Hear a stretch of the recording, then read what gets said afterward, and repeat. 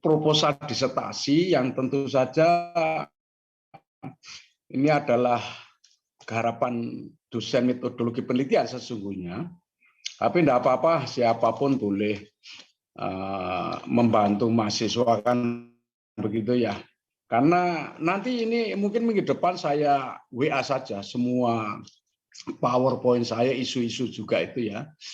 Tetapi sedang saya benahi. Ada yang lama-lama saya pakai ceramah-ceramah di Cirebon kayak di mana gitu saya muat juga di sini ya. Nanti saya berharap Anda meliti barangkali ada yang duplikasi ya. Itu kadang-kadang saya ceramahkan di sana, di mana ya mungkin nanti Anda saja yang menskrutinise agar supaya duplikasi itu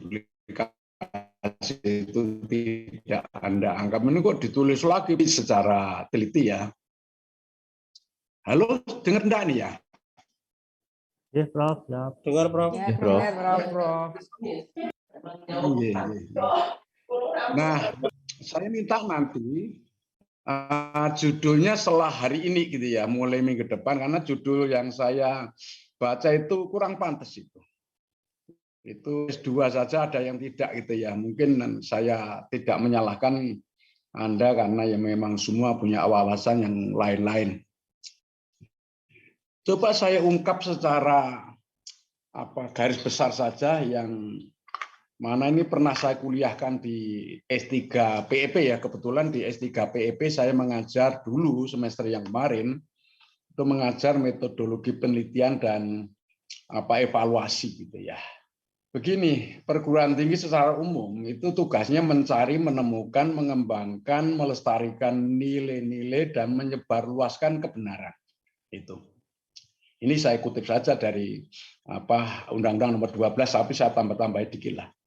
Kebenaran itu sendiri apa kebenaran itu? Seringkali orang berbicara kebenaran kok muluk-muluk itu koyo angel itu, Mas.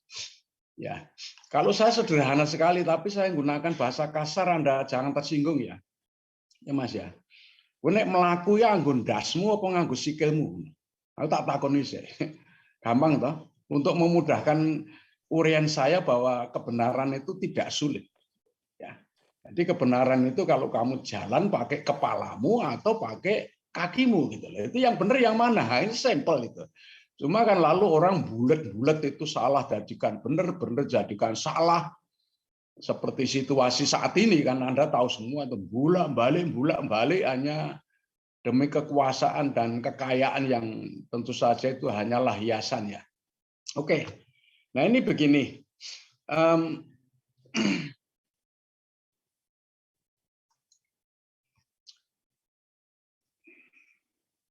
Ini penelitian yang dulu pernah saya sampaikan di S3 PEP. Ya penelitianmu itu ya samalah S3 PEP atau yang lain yang menemukan, mengembangkan, menginovasi baik untuk sustaining innovation maupun disruptive innovation. Sustaining itu inovasi untuk bertahan, tapi kalau disruptive itu inovasi mengganti yang lama, seperti kayak Gojek, kayak Shopee, seperti Grab, segala itu kan sebenarnya disruptive innovation, bukan sustaining innovation, karena itu bukan sekedar pembaruan, tapi mereplace, mengganti yang lama gitu. Atau memecahkan masalah, baik masalah yang dihadapi oleh negara, berarti itu kebijakan-kebijakan, maupun oleh masyarakat, berarti praktek-praktek yang dilaksanakan oleh masyarakat. Ini perlu saya garis bawahi karena penelitian Anda tidak harus menemukan ilmu, tapi bisa juga untuk memperbaiki kebijakan-kebijakan maupun praktek-praktek yang dilakukan oleh negara maupun oleh masyarakat. Jadi sekali lagi saya garis bawahi, penelitian tidak harus menemukan ilmu baru, tetapi bisa juga memperbaiki kebijakan-kebijakan maupun memperbaiki praksis yang dialami oleh masyarakat itu sendiri sehingga lalu bisa menjadi lebih baik akibat penelitianmu.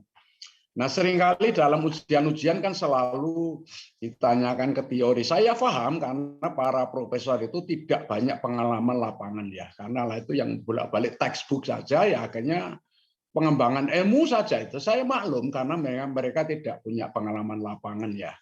Oke, nah saya ajak kawan-kawan untuk membaca Perpres nomor 8 tahun 2012 tentang KKNI, Kerangka Kualifikasi Nasional Indonesia, dan Anda yang level 9 karena S3 gitu. Nah, tolong nanti dibaca level 9 itu apa, kata-kata yang cocok untuk penelitian S3 itu apa. Jangan menggunakan aplikasi, menggunakan penerapan itu kan S1 itu.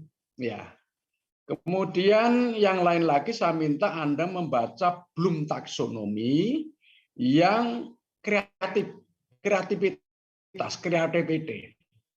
Karena Bloom taksonomi Anda tahu kan, itu mulai gradasi paling rendah, lalu analisis, sintesis, evaluation, hingga sampai yang terakhir itu adalah creativity. Nah, penelitian S3, ya saya ulangi lagi, penelitian S3 itu selevel kalau di Bloom taksonomi level terakhir, yaitu kreativitas. Ya. Itu yang perlu saya garis bawahi, sehingga saya minta supaya judul-judul itu sudah menyesuaikan dengan level disertasi yang kita harapkan gitu ya. Kemudian penelitian yang semuanya saya yakin sudah tahu ya. Nah, prinsipnya penelitian itu kan ya tadi menemukan sesuatu yang baru, tinggal Anda menganut yang mana. Kalau Anda menganut positivisme, ini saya tuangkan dalam bentuk diagram sampel gitu ya. Positivisme nanti saya tunjukkan apa sih positivisme itu. Ya intinya Anda melakukan penelitian-penelitian ilmiah bukan alamiah. Kalau alamiah itu penelitian kualitatif ya naturalistik gitu. Penelitian ilmiah ya ini gitu. Kalau nanti penelitian alamiah tidak ini gitu. Nah, biasanya kalau Anda penelitian yang sebelah ini menggunakan data mentah, lalu nanti ditarik ke item, ditarik ke variabel, nanti kalau ingin verifikasi mungkin ada hipotesis, lalu Anda diminta untuk membuat konseptual framework gitu. Jadi kerangka konseptual itu pada penelitian positivisme. Ya, ilmiah, tapi kalau naturalisasi ya nggak pakai kerangka konseptual, geblek itu nggak ada itu. Tapi nggak tahu pedomanmu ada enggak itu, karena aku dulu mengajar kualitatif 3 bulan di UI ya bersama Profesor Bogdan dari Amerika Serikat dulu gitu. Nah ini positivisme, nanti saya tunjukkan apa bedanya positivisme dan naturalisme. Tapi pada level teori itu kalau konseptual framework itu pada penelitian itu sejajar dengan teori yang sudah baku. Hipotesis sejajar dengan proposisi yang sudah baku di teori. Kemudian variabel itu sejajar dengan konstruk. Lalu item itu sejajar dengan konsep. Kemudian raw data itu sama dengan, bukan sama, maksud saya adalah selevel dengan sensation, yaitu adalah di bawah konsep yang sebenarnya juga mirip data, tapi data yang sudah diverifikasi. Gitu. Ini kira-kira nanti kalau penelitian ilmiah kamu, ya.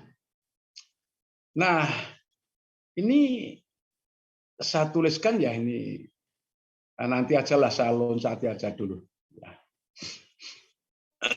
Ini tujuan penelitian tidak perlu saya kemukakan. Saya yakin Anda di metode penelitian sudah dapat lalu tahap-tahap juga. Nah, saya akan menjelaskan penelitian yang beraliran kuantitatif atau positivisme atau ilmiah. Itu sama ya Mas ya, Mbak? Jadi kalau namanya penelitian ilmiah itu sama dengan aliran positivisme, kuantitatif umumnya, dan itu adalah ilmiah. Nah sebaliknya yang alamiah, yaitu adalah penelitian naturalistik atau non-intervensi. Kalau penelitian positivisme atau ilmiah itu biasanya ada intervensi, tetapi nanti saya tunjukkan ada penelitian kuantitatif yang non-intervensi. Itu ya. Coba Anda kategorikan penelitianmu cuma muter-muter ya dalam diagram ini saja. Kalau Anda ekstrim kuantitatif, Anda melakukan intervensi baik variabel bebas maupun terikat, ya di sini penelitian eksperimen, intervensi dari sang peneliti. penelitilah yang membuat variabel bebas terikat. Nanti kalau diginikan jadinya apa? Ini namanya yang ekstrim, penelitian ilmiah itu ya eksperimen. Tapi lalu derivasi itu kan banyak. Ada penelitian tindakan, penelitian yang lebih longgar mengenai kriterianya gitu ya. Ada penelitian tindakan, ada penelitian apa meneh gitu ya. Lalu penelitian naturalistik atau non intervensi itu betul-betul Anda tidak melakukan intervensi sama sekali. Cuma mengamati, mencatat, melakukan wawancara, tapi Anda tidak intervensi. Karena penelitian kualitatif memang ingin memperoleh hasil yang naturalistik, tidak ada intervensi dari Anda. Gitu. Jadi ibarat kalau di keluarga ini sudah menyatu, tidak lagi ada istilah-istilah rekayasa, itu tidak ada. Karena di rumah tangga sudah apa adanya, bukan ada apanya. Kalau ada apanya kan itu orang para politisi itu kata apik-apik pergaulannya, tapi ada apanya kan gitu. Ya. Nah kita tidak. Nah ini nanti akan Anda lihat kalau intervensinya terhadap parabel terikat itu tinggi, lalu intervensi terhadap parabel bebas itu tinggi, itu ekstrimnya eksperimen ini. Ya. Tapi ada juga yang intervensinya tinggi terhadap parabel bebas, tapi intervensi terhadap parabel terikat rendah. Nanti jenis penelitiannya apa? Nah, mari kita simak. Ya. Pada dasarnya penelitian kuantitatif itu ada kontinumnya. Kontinumnya itu adalah penelitian kuantitatif intervensi, berarti ekstrimnya eksperimen. Lalu penelitian kuantitatif non-intervensi, itu seperti survei, developmental study, korelasi, ex post facto, itu tidak ada intervensi sama sekali. Nah, oleh karena itu lalu rentangannya seperti ini yang penelitian kuantitatif ya. Nah, coba Anda lihat ini. Penelitian kuantitatif yang non-intervensi, ragamnya banyak. Ada penelitian survei, penelitian perkembangan, ada juga penelitian korelatif, penelitian ex post facto. Nah, ini adalah penelitian-penelitian yang kuantitatif tetapi tidak ada intervensi. Itu. Nah, lalu yang penelitian-penelitian yang kuantitatif tapi intervensi yang paling ekstrim ya eksperimen. Itu kan murni. Tapi kadang tidak bisa dilakukan secara murni, banyak penelitian kelas gitu ya. Siswanya mau diambil secara random, Pak, kelas ini saya ambil 7 orang, kelas yang lain ambil 5 orang, nggak boleh. Sang guru akan mengatakan, silahkan Pak diteliti ya satu kelas ini. Nah, kalau diteliti harus satu kelas, berarti tidak lagi bisa random sampling. Kalau tidak bisa random sampling, berarti penelitiannya adalah penelitian eksperimen kuasi atau kurang murni karena tidak bisa memilih sampel secara random gitu loh. Ini yang kuantitatif. Nah, penelitianmu yang mana nanti gitu. Nah, ini lalu yang kualitatif ini nanti ya saya skip saja ya. Tapi sebentar ini saya lanjutkan dulu yang kuantitatif karena ada aturan main yang harus dilalui tahap demi tahap sehingga lalu Anda akan menghasilkan suatu kesimpulan yang betul-betul itu pengujian dari hipotesis karena eksperimen biasanya ada hipotesisnya. Nah, lalu inilah kira-kira cara-cara Anda berpikir ilmiah. Saya tidak akan menjelaskan sini, ini tugasnya dosen penelitian. Tapi intinya ada masalah. Karena masalah itu ingin kita selesaikan menggunakan apa itu literatur, yaitu penyusunan kerangka berpikir, lalu menghasilkan jawaban berdasarkan literatur. Namanya hipotesis, hipo setengah tesis kebenaran.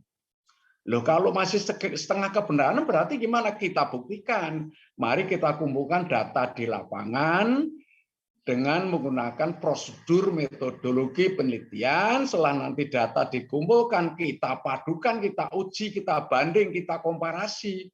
Apakah hipotesis sama dengan kenyataan atau tidak? Namanya pengujian hipotesis. Maka hipotesisnya ditolak atau diterima. Hipotesis alternatifnya ataupun hipotesis nolnya. Baru ada kesimpulan. Nah, kalau mau ditulis secara deskriptif menjadi disertasi, ya sebelah kanan ini yang rinci ini bab 1 apa, bab 2 apa, ya banyak pendahuluan, kajian literatur atau pustaka, metodologi penelitian, hasil penelitian hingga sampai simpulan. Ini rinciannya begitu ya. Oke. Nah, kalau penelitian naturalistik semuanya sering mengenal istilah kualitatif ya. Adalah ya jenis penelitian di mana peneliti mengandalkan pandangan sumber informasi, mengidentifikasi permasalahan secara umum dan luas, mengumpulkan data ya yang umumnya berupa kata-kata dari sumber informasi atau key informant, dan mendeskripsikan dan menganalisis data kata-kata menjadi tema-tema berdasarkan sumber informasi atau informan yang sifatnya subjektif. Subjektif tidak salah, yang salah bias. Padahal penelitian harus objektif, maka perlu triangulasi, cek recheck ya. Cek recheck itu bisa juga cek recheck sumber informasi, bisa juga dicek recheck dengan observasi, bisa dengan dokumentasi, dengan wawancara lagi itu, tapi apapun itu adalah merupakan cek recheck atau triangulasi terhadap kebenaran itu. Nah, jenis penelitian kualitatif tentu ada yang lain lagi bisa ditambahkan, fenomenologi, etnografi, lalu studi kasus, dan juga grounded theory gitu. Nah, ini mempunyai cara-cara sendiri, ya saya punya. Kalau fenomenologi itu tujuannya apa, lalu cara penelitiannya gimana, dan seterusnya itu sudah ada di literatur-literatur. Saya tidak perlu akan menyampaikan di kelas ini karena bukan tugas pokok saya sebenarnya. Nah, juga dikenakan mixed method, artinya kombinasi antara penelitian kuantitatif dan kualitatif. Contoh konkretnya dulu di Jogja ini ada yang namanya apa itu loh, anak-anak muda lalu merusak orang lain itu loh. Petik apa Mbak? Kelitih, Prof. Kelitih. Klitik itu. Itu kan pernah dilakukan penelitian pertama kualitatif dulu. Kenapa kok anak itu kok mau melukai orang lain padahal tidak ada urusan dosa ya sama dia gitu ya. Tapi kenapa sembarang orang lewat kalau sepi lalu dikoplok, di tangannya dipotong dan sebagainya, itu kritik itu. Tetapi lalu ditindaklanjuti berapa sih jumlah anak-anak yang kritik ini, kan kuantitatif. Jadi pertama kualitatif, anak-anak yang kritik itu diwawancarai secara mendalam, kenapa kamu kok begini? Itu ketemu jawabannya. Tapi berapa jumlah anak-anak yang seperti ini di Jogja? Itu penelitian kuantitatif. Dulu aku pernah melakukan penelitian kualitatif anak-anak yang suka berkelahi, tapi di Jakarta waktu itu. Karena di Jakarta yang sering berkelahi itu adalah anak STM, SMK, dan juga SMA. Nah, waktu itu aku ditugasi Pak Wadiman, tolong Pak Slamet, Bu, ini apa ya penyebab perkelahian anak-anak remaja ini? Itu saya teliti, saya wawancara, dan cuma kesimpulannya dua hal saja. Pertama, orang tua siswa itu tidak peduli terhadap anak itu. Masuk akal di Jakarta karena dua-duanya bekerja. Pagi suami istri sudah berangkat bekerja jam 6, lalu anak itu hanya dicepai sarapan dan juga sangu untuk naik bis. Tapi tidak pernah dialog dengan anak itu karena bapak ibunya pulang juga sudah malam. Juga sudah lelah sehingga dia pulang lelah, mandi, tidur, nanti pagi buat sarapan, cepat ke di meja, lalu diberi uang untuk naik bis, selesai gitu. Tidak pernah ada komunikasi sehingga anak-anak itu menyimpulkan bahwa orang tua saya tidak peduli pada saya. Nah, kebetulan dia itu bergaul dengan anak-anak yang peduli pada dia. Sayangnya anak-anak yang peduli pada dia itu anak-anak nakal gitu loh, Mas. Itu kan gitu ya. Itu satu. Terus yang kedua, nampaknya waktu saya teliti itu di situ ada semacam apa ya, Mas, kolegialship tetapi untuk kejahatan. Karena memang kalau anak itu sudah masuk lingkaran pergaulan perkelahian, Nanti kalau tidak mau digebukin sendiri oleh kawan-kawannya itu sendiri gitu. Jadi di situ ada semacam apa ya? Ada semacam kolektif, tetapi kolektivitas yang serba ditakuti, kira-kira gitu ya. Dua hal itu yang dulu saya temukan. Di DI juga ada, bahkan di SMA tempat saya komite sekolah. Itu anaknya juga gitu, setelah kita teliti, ternyata anaknya Pak Camat dan anaknya anggota DPRD. Lalu anak itu kita wawancarai, kenapa kok kamu suka gini, suka nakal, gini-gini, kamu akan kita pecat, gitu kan begitu. Tapi orang tuanya ke sekolah, ya jangan dipecat lah, berilah peluang untuk pindah ke tempat lain, yang ngono mas akhirnya. Tetapi ketemu jawabannya, satu saja kalau di Jogja ini, enggak peduli pada anaknya. Karena Pak Camat juga pagi sudah berangkat, bekerja sampai malam, anggota DPRD juga begitu, akhirnya pengorbanan terhadap anak-anaknya. Padahal ya Mas, Anda tahu semua kalau Anda punya anak kok sampai seperti itu sengsaramu sampai mati kamu. Karena anaknya kalau tidak beres kan kamu akan menyaksikan selamanya, ya enggak? Ya cari duit lah, tapi diutamakan pendidikan anakmu karena itu adalah penerusmu. Kalau tidak beres, kamu dapat tambahan uang sedikit, tapi Anda akan memanen kesengsaraan sampai mati karena menyaksikan anak-anakmu yang tidak beres. Benar loh Mas ya. Nah, mixed method apakah kuantitatif dulu, kualitatif dulu, atau kualitatif baru kuantitatif, atau kadang-kadang konkuren bersama-sama. Tidak masalah. Oke, ini tidak perlu saya saja. Nah, nanti penelitianmu ini di kejuruan ini, Anda boleh meneliti masalah pemerataan, itu menyangkut masalah ada 3 nih kalau pemerataan. Yang pertama adalah kesempatan pendidikan.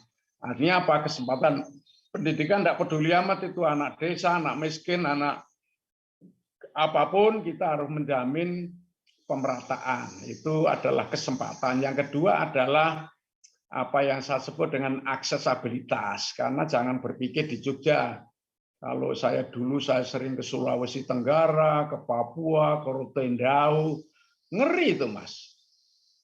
Kita membayangkan seperti di Jawa itu keliru besar karena mereka ini sangat ketinggalan sekali dan seterusnya. Sehingga daerah-daerah yang terisolir antara SD, SMP, SMA ya sudah kita buatkan saja SD, SMP, SMA satu atap gitu loh. Satu atap itu. Jadi satu sekolah ditempati untuk SD, SMP, SMA. Nah, cuma waktu itu kan jadi agak gaduh gitu karena wah ini peraturan menteri harus sendiri-sendiri Pak. Kepala SD ya sendiri, SMP sendiri, SMA sendiri meskipun jumlah siswanya itu sedikit. Ya peraturannya saja yang diubah itu goblok gitu. Saya gitu kan. Akhirnya kita semacam membuat surat kepada dinas, selalu ke kementerian, akhirnya diizinkan gitu loh. Karena peraturannya kita buat untuk melayani kita, bukan kita untuk melayani peraturan, kan begitu ya. Kemudian masalah pemerataan yang ketiga yang menyangkut masalah kewajaran atau keadilan. Adalah wajar kalau memperlakukan anak pinter dengan cara-cara yang pinter juga. Maksud saya sesuai dengan kepinterannya. Adalah wajar kalau kita memerlukan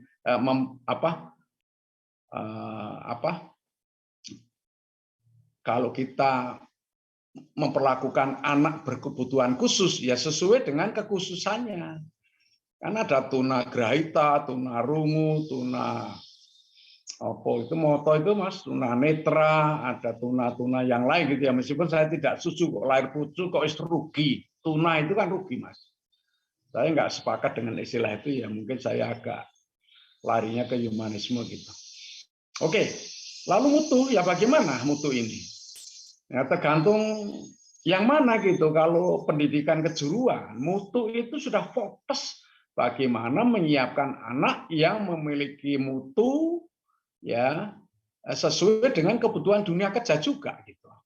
Maka mutu ini kalau untuk kejuruan ya sudah mengarah kepada katakanlah produktivitas kerja, efisiensi kerja, efektivitas kerja. Kan begitu ya. Itu perlu teliti sendiri. Kemudian relevansi. Nah, ini sumbernya LinkEMet ya. Siapapun yang meneliti relevansi sebaiknya Anda bertanya saya, jangan tanya orang lain ya, karena dulu yang membidani LinkEMet itu saya.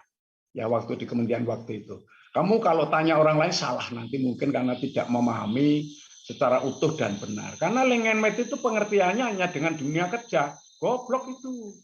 LinkEMet itu ada internal sistem pendidikan, lalu sistem pendidikan dengan eksternal sistem yang lain. Yang di internal sistem pendidikan, bagaimana SD itu LinkEMet-nya dengan SMP, SMP LinkEMet-nya dengan SMA, SMA dengan perguruan tinggi. Jangan sampai sudah diajarkan di SMP, di SD, jangan sampai di SD sudah diajarkan, di SMP diulang lagi. Itu enggak LinkEMet itu. Itu LinkEMet internal sistem pendidikan nasional. Kemudian LinkEMet dengan sistem-sistem di luar sistem pendidikan nasional, itu LinkEMet dengan sistem politik, sistem teknologi, sistem ekonomi, sistem sosio, religio, kultural. Jadi tidak hanya dengan dunia kerja saja gitu loh. Tapi karena orang geblek-geblek itu kan nafsirnya kan begitu. Jadi ya kasihan rakyat juga yang tidak ngerti ini. Maka sebenarnya pendidikan kejuruan sekarang udahlah digali saja, reinventing yang konsep-konsep LinkEMet itu dulu ya. Itu kan paradigm shift, bergesernya transformasi pendidikan kejuruan. Nggak usah mikir lah. Yang sekarang pejabat sekarang nggak usah mikir-mikir kayak pikiranmu, kamu tidak secerdas konsep-konsep yang ada kok. Jadi saya ngomong keras loh Mas, itu tidak hanya di sini. Di WA dengan kementerian saya ngomong saya begitu, kamu nggak usah mikir, kamu nggak lebih baik kok mikirnya. Ikuti saja kebijakan-kebijakan yang dulu ketika kebijakan LinkEMet itu adalah merupakan primadona saat itu. Ngono ya Mas ya. Kemudian tata pemerintahan ini esensinya kalau ada yang meneliti, sebenarnya ini adalah dalam rangka untuk efisiensi. Karena nanti akan lari kepada good governance, tata pemerintahan yang baik. Jadi kalau tata pemerintahan yang baik gimana? Oh tidak ada oligarki, tidak ada. Tidak ada kleptokrasi, tidak ada plutokrasi. Itu semuanya adalah merupakan inefisiensi karena dikorupsi.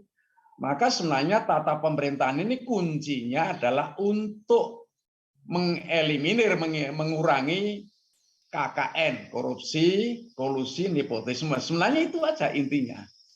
Sehingga lalu kita betul-betul efisien. Oke. Nah, ini sudah saya jelaskan pemerataan apa, mutu apa, relevansi apa. Ini relevansi tentu saja Anda jangan sampai hanya relevansi dengan kebutuhan dunia kerja. Juga relevansi dengan kebutuhan peserta didik. Karena peserta didik punya potensi kalau dia itu kerbau. Jangan dilatih untuk terbang, kan begitu. Nah, lalu kebutuhan keluarga menyekolahkan anaknya punya kepentingan. Tentu kita mesti harus memahami apa kepentingan keluarga dengan susah payah dia miskin, tapi kok tetap menyekolahkan anaknya. Kepentingannya apa? Harus kita perhatikan. Lalu kebutuhan masyarakat sekitar ya, Anda tahu siapa yang tinggal di Magelang, siapa yang di Makassar, siapa yang di Semarang, siapa yang di Jogja. Tiap daerah ini mempunyai kekhasan lokal, mempunyai kespesifikan lokal. Jangan menggunakan kata-kata yang menyudutkan pihak lain yang banyak kecerdasan lokal. Yang lain goblok lokal. Jangan menggunakan muatan lokal. Nanti yang lain bongkar lokal.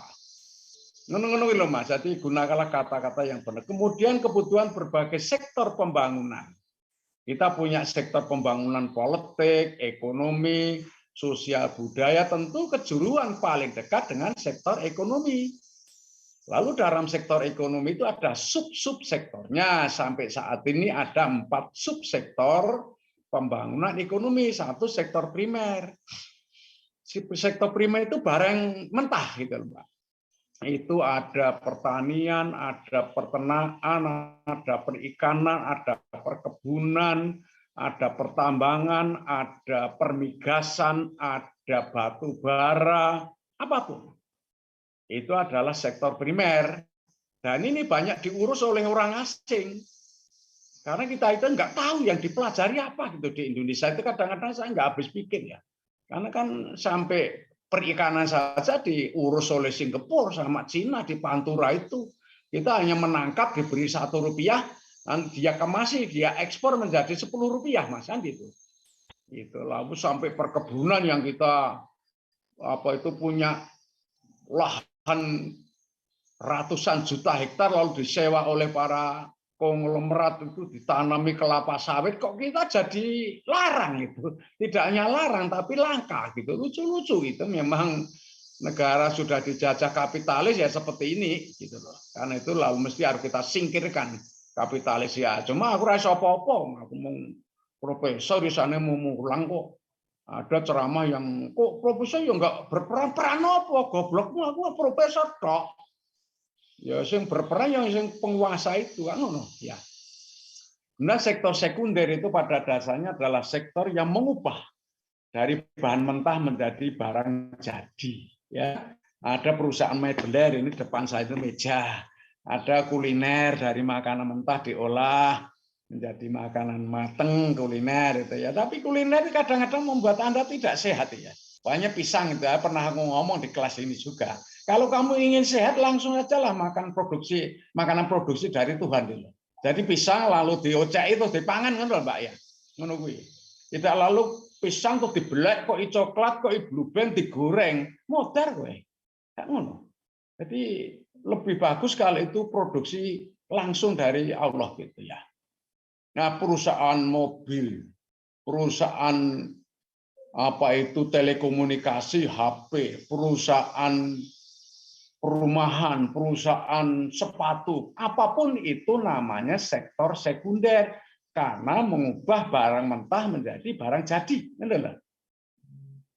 Sekunder kedua kan gitu. Tersier itu jasa tetapi langsung.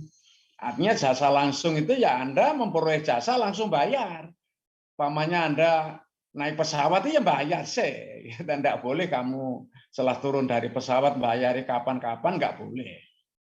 Di restoran juga begitu. Kalau di restoran sih masih banyak yang makan dulu baru membayar kemudian. Tapi itu sebenarnya tidak halal gitu ya. Yang halal itu membayar dulu baru makan gitu, sebenarnya. Tapi kan itu mengandung kepercayaan, lalu tidak masalah. Ya. Kemudian juga transportasi, hotel, kuliner, apapun itu adalah jasa-jasa yang sebenarnya sekunder. Yang tersier tadi adalah jasa langsung tadi. Sorry, aku balik ke sekunder. Yang jasa langsung itu tadi, nah Anda naik pesawat yang bayar. Anda makan di restoran yang bayar dulu juga. Nah, demikian juga di hotel, di apapun itu. Jasa-jasa seperti itu adalah disebut tersier karena langsung ada tindakannya. Gitu. Kalau pendidikan apa ini? Jasa sekunder, jasa tersier atau apa? Pendidikan ini. Nah, aku belum selesai, saya teruskan jasa kuarter. Jasa kuarter itu jasa tetapi tidak langsung karena yang bersangkutan boleh tidak cocok. Yang bersangkutan boleh juga tidak mau menerima. Gitu. Contohnya apa? Ada advokat, itu nggak senang ya ganti advokat lain gitu ya. Itu namanya jasa yang kuarter. Mungkin akuntansi, ada kantor KAP, kalau tidak cocok yang mencari kantor KAP lain gitu ya, yang cocok ya mungkin demi kolusi atau apa nggak tahu. Tapi lalu kalau pendidikan ini jasa langsung, tersier atau kuarter, Anda merasa yang mana?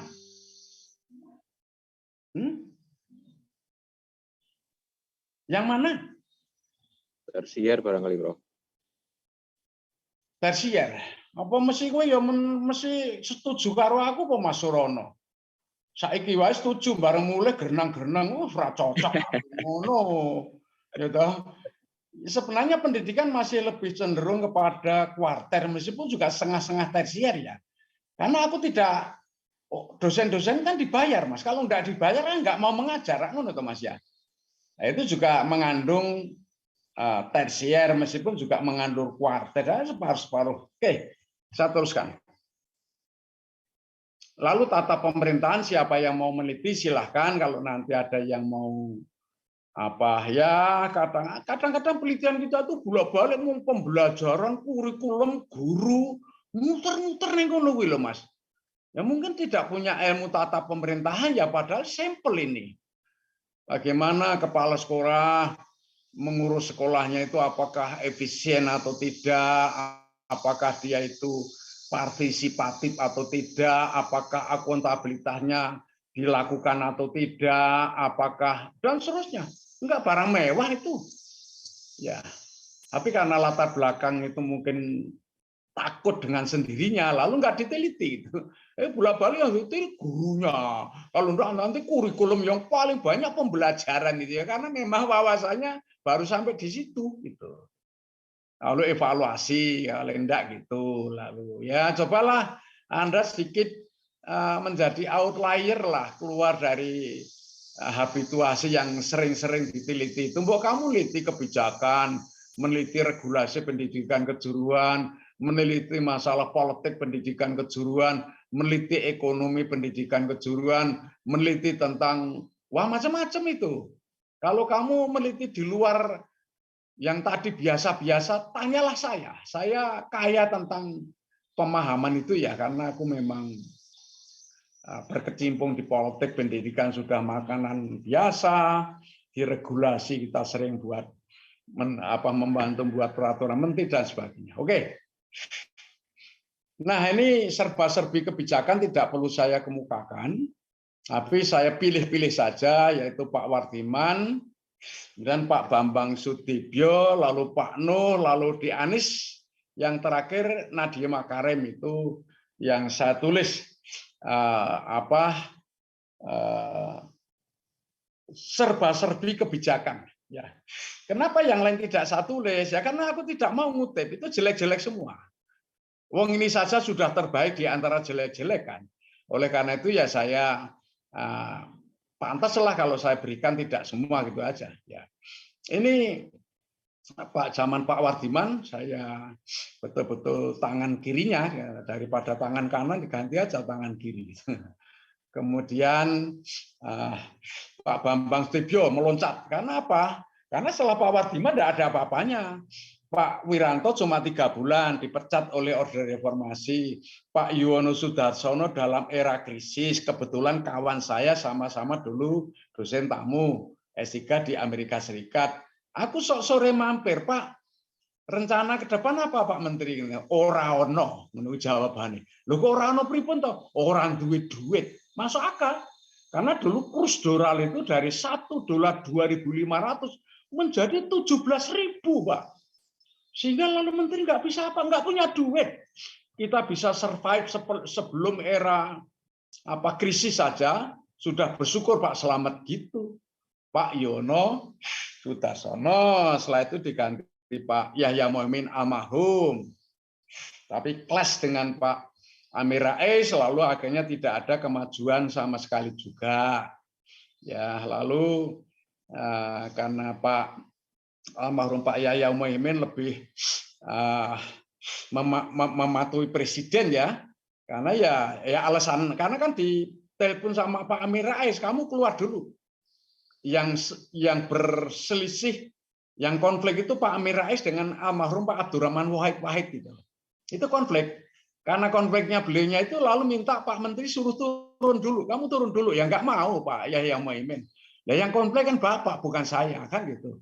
Maka Pak Yahya Muhammad ya dipuji-puji oleh kawan-kawan NU, tapi oleh Ketua Umum PP Muhammadiyah waktu itu nggak tahu Pak sudah Pak Amin masih Pak Amin atau Pak Syafi'i Ma'arif, itu lupa-lupa ingat. Tapi lalu akhirnya Pak Gus Dur dilengser, diganti Pak Yahya Muhammad, diganti almarhum Pak Malik Fajar, itu juga kawan saya akrab itu. Ya, aku juga sering mampir ke kantornya. Pak Malik Fajar menteri yang paling egaliter. Ya. Kenapa? Ketika mau pulang itu tasnya itu mau dibawakan oleh ajudan itu. Enggak usah, kamu langsung ke mobil saja. Ngono lah, aku takon. Tas mau dibawakan saja kok enggak boleh. Jadi menteri paling 2,5 tahun. Setelah itu saya nyangken dewe. Ngono kok jawabannya piye. Jadi beliaunya tidak menikmati sebagai menteri, tapi amanah. Bagus, almarhum Pak Yaan. Aku kan sering diminta ceramah oleh beliau. Karena beliaunya kan dulu ketua Majelis Pemuda dan Dikti Muhammadiyah. Hingga aku sering diundang oleh beliaunya, dia ngetepus ning mburi karo ngerokok gitu, Pak. Nunggone aku karo ngerokok. Wah, itu perokok yang sama-sama pesaingnya dengan Pak almarhum Pak Fuad Hasan itu betul-betul pesaing bener. Tiada tangan tak ada tanpa megang rokok, mesti megang di mana saja. Ya itu wah, saya iri Pak Malik aku. Lah iri pipun anjenengan iso ngrokok enak aku ra iso ya. Ngono kuwi. Jadi panjenengan lebih sugih timbangane aku, ngono kuwi. Oke. Kan wong sugih itu sapa Pak? Iso mangan. Karena aku biar tahu ngomong kepadamu, saya dengan almarhum Pak Lim Siliong, dengan Abu Rizal Bakri, dengan Gobel, dengan Pak Priyono Astra, mereka itu kalau diajak makan bangsanya santan, wah saya udah menghindari santan ya Pak. Lalu Pak ini gorengan tempe apa? Wah aku udah menghindari minyak ya Pak. Jenengan itu melarat, sing sugih aku ngono gitu. Ya ngono, aku mangan apa-apa itu, dheweke ini ora, ini enggak boleh, melarat. Duit itu kan arep mangan apa-apa ra iso piye. Ngono kuwi. Wis. Ini tidak perlu saya teruskan, ini seabrek kalau Anda ingin ngopi ya tak kopikan itu. Seabrek itu kebijakan mulai dari Pak Hawadiman hingga sampai Mas Nadiem ini zaman Anies, kemudian Meristeknya ini Pak Nasir, ya kan dulu dibagi 2 kementerian, jadi 1 lagi, ya ini Nadiem ini sampai 2024 ini jadi 1, dulu pisah jadi 1 lagi, nanti jadi 2 lagi yang akan datang, berikutnya lagi jadi 1 lagi, karena memang ya melaku tekai pora ngerti aku. Nih, ya ini kebijakan. Oke, saya mulai disertasi ini. Ini ada pertanyaan-pertanyaan. Jawablah pertanyaan berikut. Apakah judul disertasi jelas, ringkas, dan menunjukkan variabel-variabel yang diteliti? Artinya gini, judul disertasi kan tetap harus mengandung variabel dalam istilah kuantitatif. Kalau kualitatif kan tidak mengenal variabel, tapi apapun yang kita teliti kan ada kata-kata kunci itu ya. Itu harus jelas. Yang kedua, apakah jenis disertasimu apakah kuantitatif atau kualitatif? Ini berimplikasi terhadap pemilihan metode penelitian. Nah, makanya lalu jenis disertasimu harus jelas. Kalau ini kuantitatif apa? Kalau ini kualitatif apa? Karena nanti akan mempunyai implikasi metode penelitian apa yang dipilih. Karena itu ketika Anda menulis bab 3, metode penelitian, metodologi penelitian itu, maka Anda tidak bisa pisah dengan bab 1. Artinya di bab 3 itu bunyinya 1 kalimat pengantar lah berdasarkan permasalahan dan rumusan, berdasarkan rumusan masalah dan pertanyaan penelitian sebagaimana disebut sebelumnya, maka metode penelitian yang dipilih atau yang digunakan adalah metode apa. Kan gitu. Jelaskan metode apa itu. Kamu mengikuti yang mana? Kalau kuantitatif ikut yang mana? Kalau kualitatif ikut yang satu saja. Jangan nanti ngutip-ngutip berbagai orang itu. Jadi metode penelitian yang digunakan adalah penelitian kualitatif, yaitu menggunakan studi kasus. Studi kasus itu apa? Menurut Yen, bla bla bla bla. Sudah itu aja. Jangan nanti menurut Slamet, menurut Paijo, rasa satu saja yang dipakai. Lalu mengapa Anda akan metode penelitian studi kasus kok tidak yang lain? Berikanlah alasan. Kemudian prosedur tahap-tahapnya dalam melakukan penelitian studi kasus itu, tuliskan tahap-tahapnya, prosedurnya, urut-urutannya. Kan begitu ya? Oke, ini meloncat saya uraiannya, itu meloncat saya. Nah, apakah latar belakang menunjukkan pentingnya penelitian dan segera? Ini loh. Pada dasarnya latar belakang itu menunjukkan prioritas yang perlu diteliti. Kalau prioritas itu berarti yang terpenting tersegera. Itu namanya prioritas. Tuliskan realitas. dan idealnya. Realitas seperti apa sekarang, idealnya seperti apa, dan carilah kesenjangannya. Maka di latar belakang itu isinya cuma realitas sekarang. Kalau mutu ya tuliskan mutu apa adanya, lalu kekurangannya di mana, lalu idealnya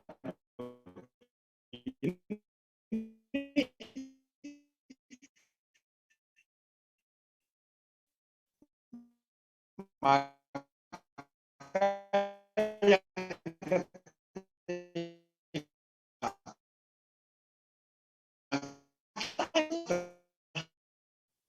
Yang putus-putus tempat saya mati Prof Slamet nggih. Suaranya kedengaran. Sami. Oh, nggih.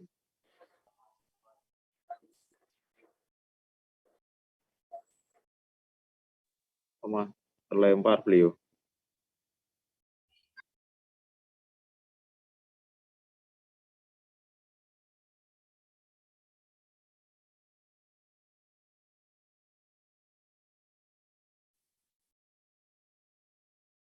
maaf sekali ini agak terlempar ya.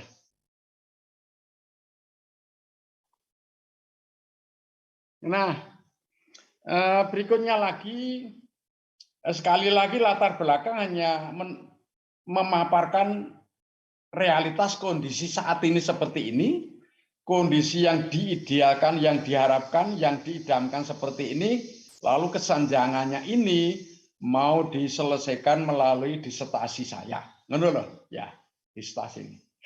Kemudian apakah permasalahan dan pertanyaan penelitian cocok untuk judul disertasi dan ditulis dengan kata-kata yang tepat?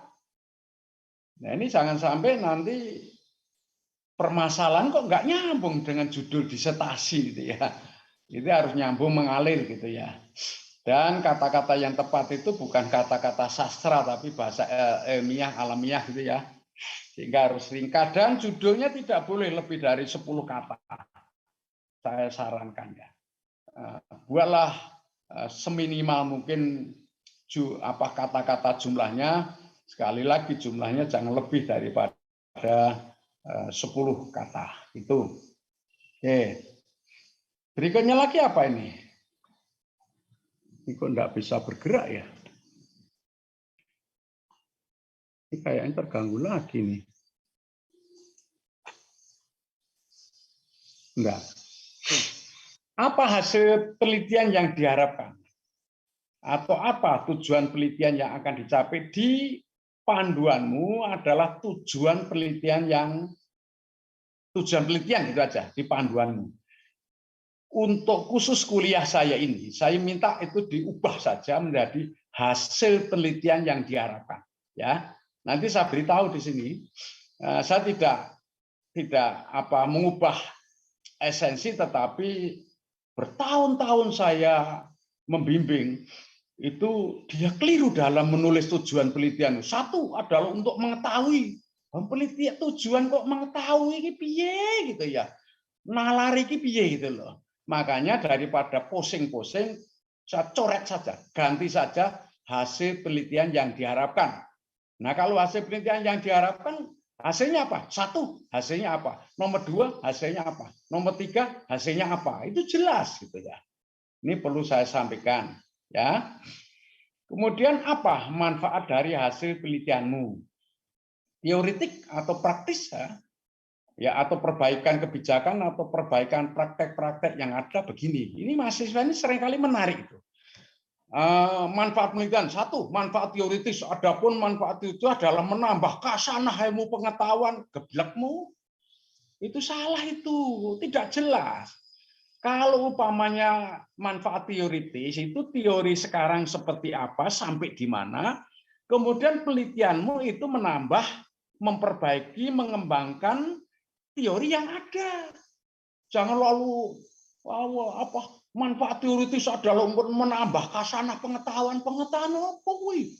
Ora jelas. Jadi kalau Anda nanti sampai mencantumkan manfaat teoritik akan saya kejar. Teori yang kamu teliti sampai di mana sekarang? Terus penelitianmu itu menambah teori sampai di mana? Harus jelas. teori yang ada sekarang seperti apa, ini kekurangannya, kelemahannya gini, saya akan meneliti untuk bisa memperbaiki teori itu gitu loh. Jangan membuat statement seenaknya gitu. Kemudian yang kedua ya untuk memperbaiki kebijakan-kebijakan. Bisa saja penelitianmu tidak harus untuk mengembangkan teori, tapi bisa dipakai untuk memperbaiki kebijakan. Itu kalau para mahasiswa yang meneliti kebijakan Merdeka Belajar, kebijakan Link and Match, kebijakan apapun, pusat keunggulan sekolah atau sekolah unggul itu apa Mas Gale jeneng ini? Pusat apa? Pusat keunggulan, Prof. PK. Pusat keunggulan itu jelas itu. Kemarin ada yang kepala SMK itu ngomong-ngomong sama saya itu kan tempat saya sudah SMK bagus, Prof. Tapi lalu tidak dipilih sebagai pusat keunggulan. Nah, terus iya kono. Lah nek pengen pusat keunggulan nanti ngubungi saya ngono ini. Terus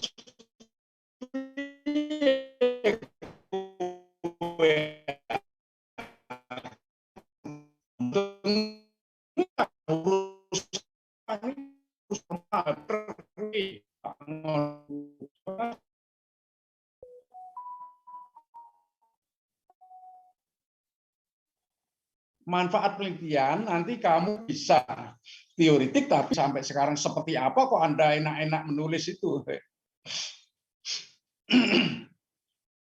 Jadi saya ulangi lagi, hati-hati kalau ngomong masalah teoritik ya, nanti akan saya cek benar itu. Kalau tidak, Anda tidak ada analisis kelemahan dan kekurangan teori saat ini kok ingin berkontribusi terhadap pengembangan teori, tak corek itu aja, itu ngawur wae itu.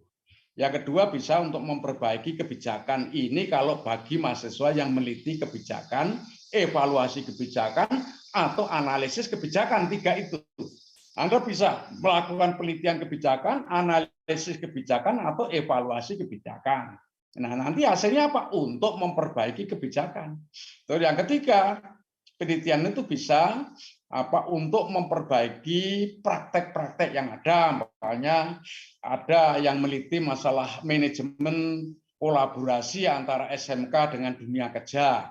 Nanti Anda bisa hasil penelitianmu untuk memperbaiki manajemen kolaborasi SMK dunia kerja. Itu contohnya. Oke. Kemudian yang 7, apakah kajian pustaka cukup luas dan dalam serta relevan dengan permasalahan yang akan diteliti.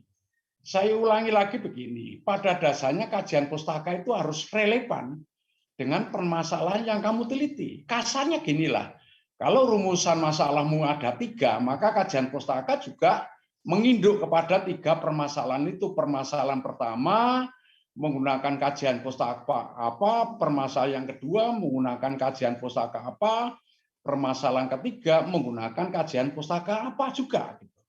Itu seperti itu mudahnya.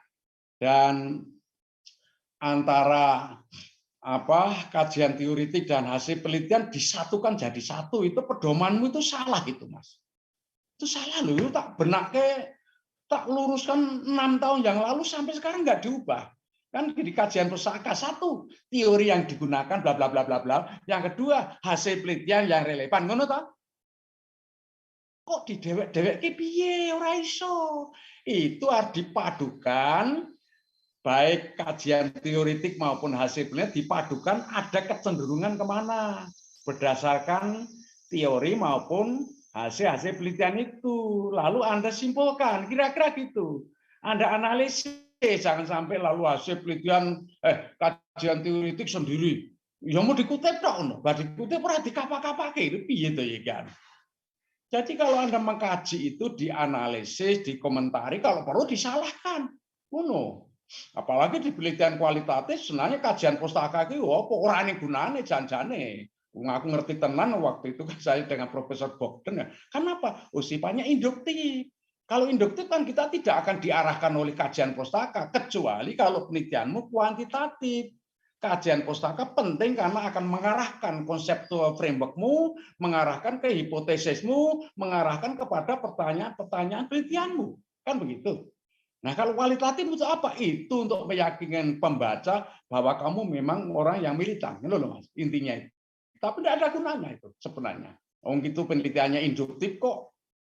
Nah, kalau induktif kan ditarik dari fakta-fakta lalu disimpulkan kan begitu.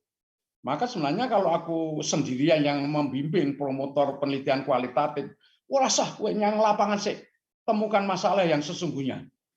Lalu kembali lagi nanti apa masalah yang perlu kita rumuskan. Nah, saiki orang, saiki kamu yang kualitatif nah, dituntut. Rumusan masalahnya seliti ya. Kamu rumuskan itu masalahmu itu, bukan masalah di lapangan itu. Karena untuk menemukan masalah penelitian kualitatif itu, menemukan masalah itu sudah bagian dari temuan penelitian sesungguhnya. No. Ya. Tapi ya wong akeh piye meneh Mas. Ora jelas itu kadang-kadang wah kamu aku wah kadang-kadang tak toke. Oke. Berikutnya lagi. Apakah metode penelitian yang digunakan tepat untuk menjawab permasalahan penelitian? Gini loh Mas. Kalau rumusan masalahmu ada 3. 1, 2, 3. Rumusan masalah pertama itu menggunakan apa? Rumusan masalah 2 menggunakan apa? Ketika kadang 1, 2, 3 itu menggunakan satu metode penelitian, umpamanya survei. Bisa saja pertanyaannya 5, tapi kan tetap menggunakan metode survei, kan gitu kan? Tapi bisa juga yang akan menggunakan mixed method, metode campuran. Masalah yang pertama menggunakan kuantitatif mungkin apa, lalu masalah yang kedua mungkin menggunakan kualitatif bisa juga. Maka kembali lagi metode penelitian yang kamu pilih itu mendasarkan pada rumusan masalah. Ini ya, itu. Terus berikutnya, apakah analisis data tepat untuk menjawab permasalahan atau pertanyaan penelitian? Lagi-lagi, kalau ada 3 rumusan masalah, masalah pertama dianalisis data pakai apa, rumusan masalah kedua pakai analisis data apa, rumusan masalah ketiga dianalisis pakai apa. Itu jelasnya begitu ya. Kemudian yang ke-10, apakah hasil penelitian telah menjawab permasalahan penelitian? Nah, ini nanti akan dipakai untuk simpulan. Ya. Karena simpulan itu kan dalam bentuk kalimat yang ringkas, tidak lagi rinci gitu ya. Untuk menjawab rumusan masalah sebagaimana telah dituliskan. Itu. Kemudian apakah pembahasan hasil penelitian telah dikomparasikan dengan teori-teori dan hasil-hasil penelitian yang relevan yang Anda kaji pada bab 2.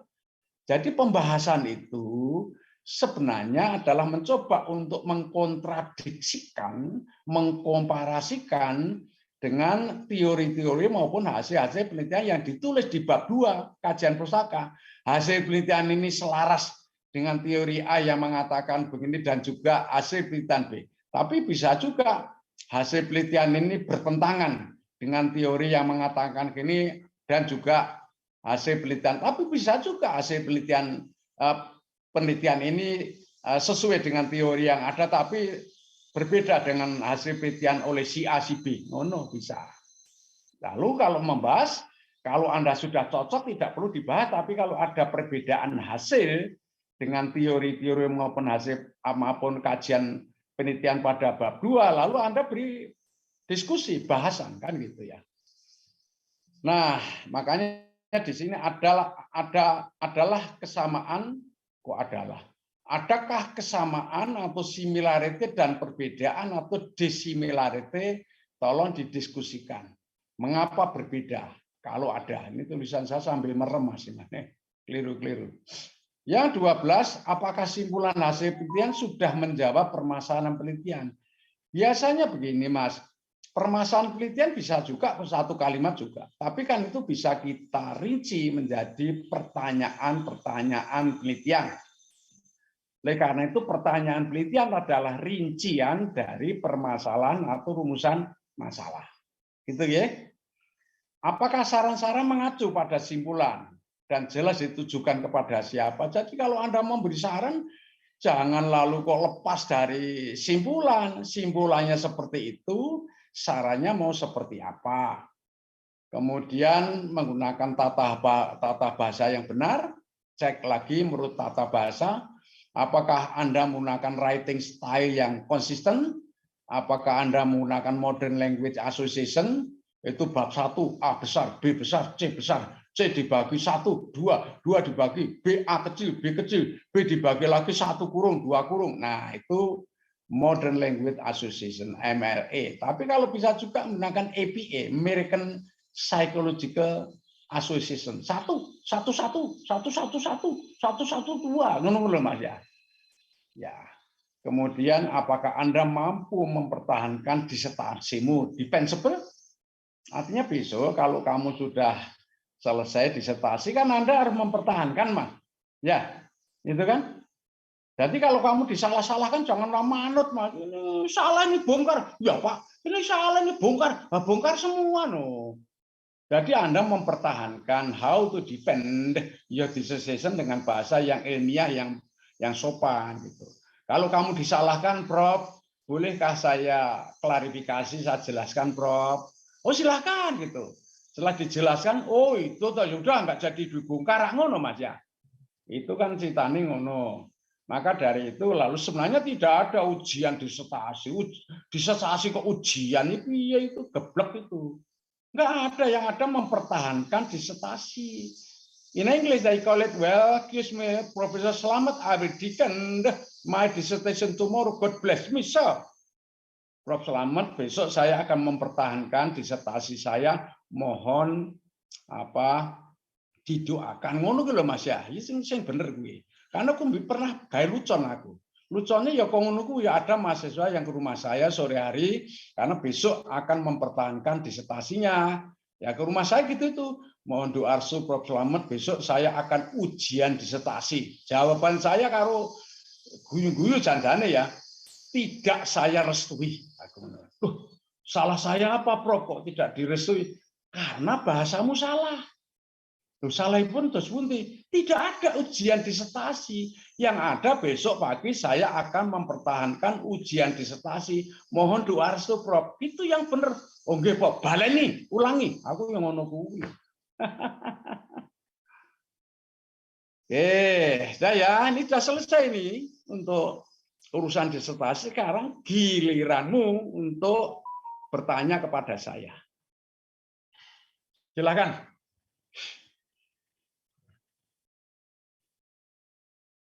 Silahkan loh, karena setelah hari ini saya minta Anda mengusulkan judul-judul itu, judul-judul saya baca itu sudah selevel S1, jadi diubah. Ya, oke. Ada pertanyaan? Kok menengah itu ya? Padahal mahasiswanya berapa ini jumlahnya? Iya, Prof. Ya, ada berapa? 40 ya. Mosok 40 kok enggak ada yang bicara. Silakan. Ya, Prof, kalau langsung ke menanyakan apa judulnya sih lebih baik seperti apa itu bisa ya, Prof? Oh, enggak masalah, Mbak, enggak masalah. Di sini aku kan melayani kamu ya. Jadi kalau melayani kamu apa masalahmu gitu. Nenek masalah ngising ya nyamburi kono lah, ngono kan. Gitu. Iya, Mbak. Prof menyampaikan terkait dengan Perpres nomor 8 tahun 2012, ya. Itu yang tadi saya baca. Saya membacakan untuk diri saya sendiri, ya, Prof. Ini supaya saya juga memahami juga.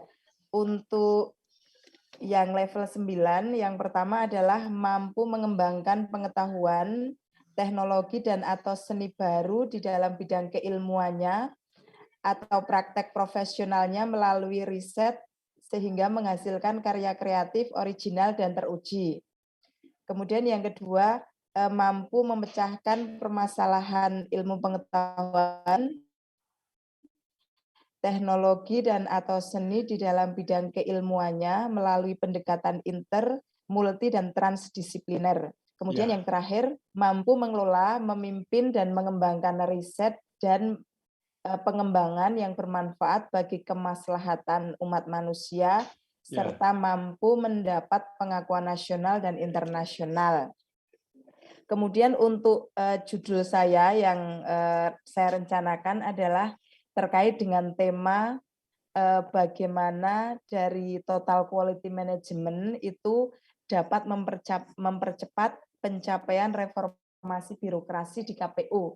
Nah, tema besarnya itu, Prof. Dan pertanyaan saya adalah saya meminta arahan dari tema besar itu, judul seperti apa yang bisa saya angkat sehingga memenuhi yang level 9 tadi. Jadi temanya adalah optimalisasi prinsip total quality management untuk percepatan reformasi birokrasi di KPU. Itu, Prof. Sekarang saya tanya dulu, hasil penelitianmu itu yang baru apa? Nah, ini sebenarnya belum sampai saya, mungkin nanti saya jawab kemudian, tapi kira-kira, sorry Mbak, kira-kira hasil penelitianmu yang baru itu apa? Tidak hanya baru, coba ini sebentar Mbak, saya belum selesai ya Mbak, nanti kamu cermati kriteria disertasi yang menurut saya baik gitu ya, hasil penelitian, maksud saya, supaya kan nanti Anda bisa menganalisis judulmu sendiri gitu. Gini loh Mbak, nanti judulnya kalau yang membuat saya kan, saya tidak bisa lalu menilai jelek disertasimu yang memberi judul saya.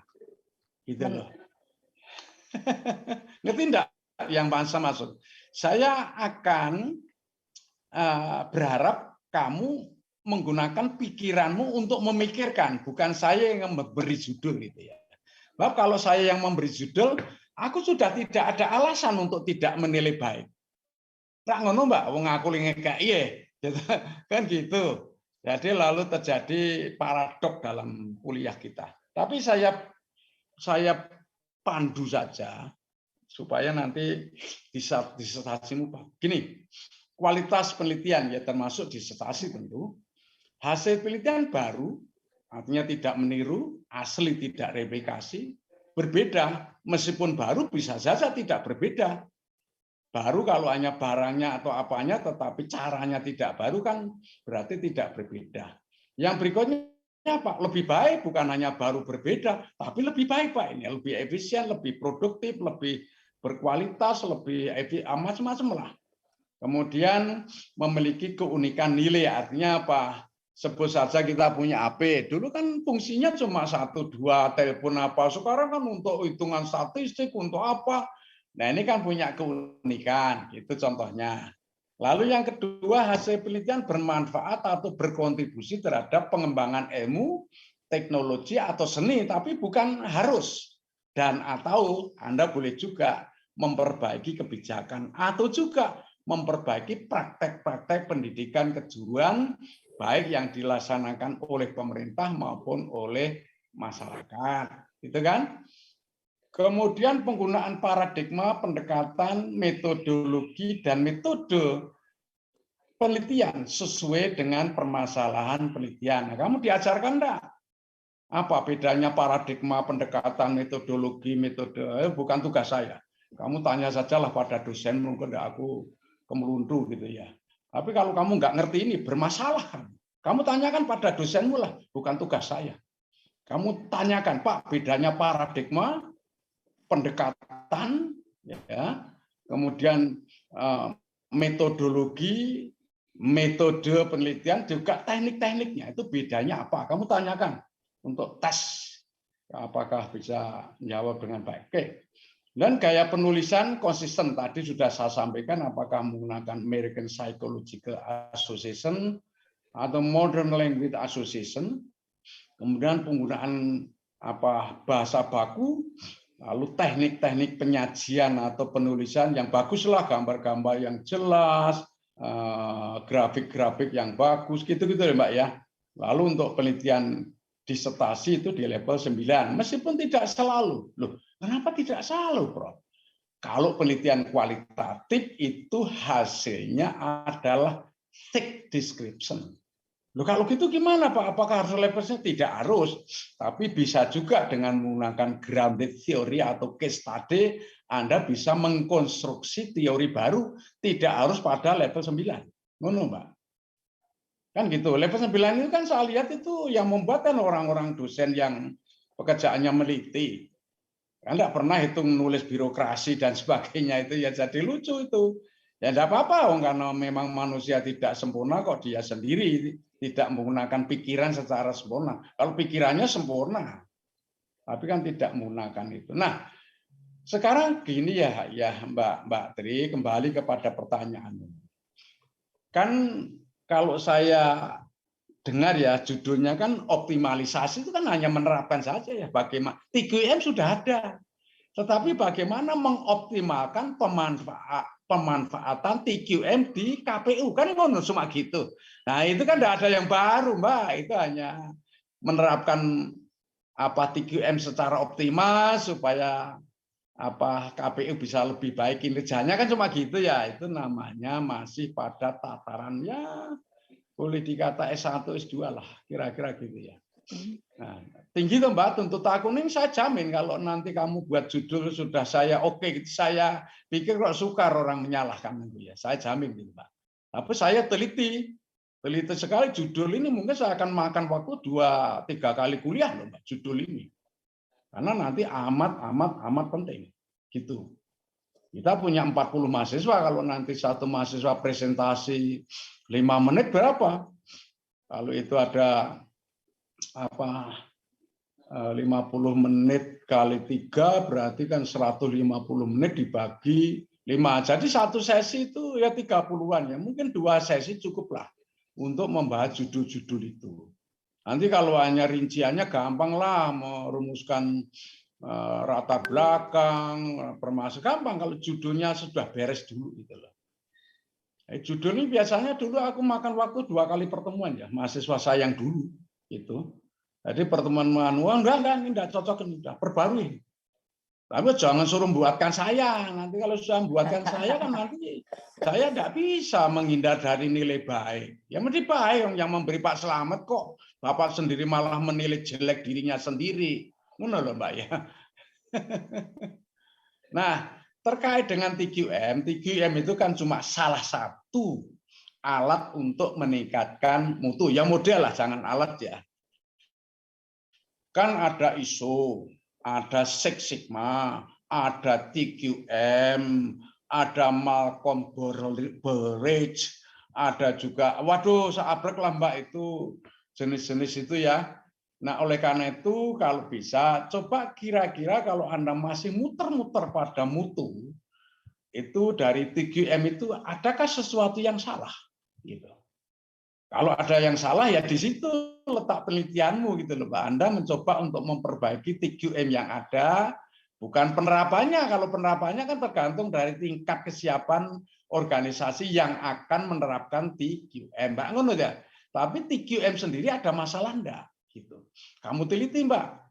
Jadi kalau umpamanya in English they call it the improvement of TQM konsep umpamanya gitu ya, perbaikan terhadap konsep TQM, bagus itu.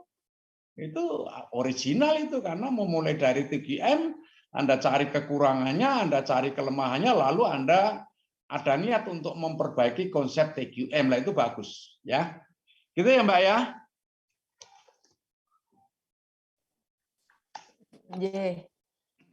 Yang lain, aku tak takut yang lain ini.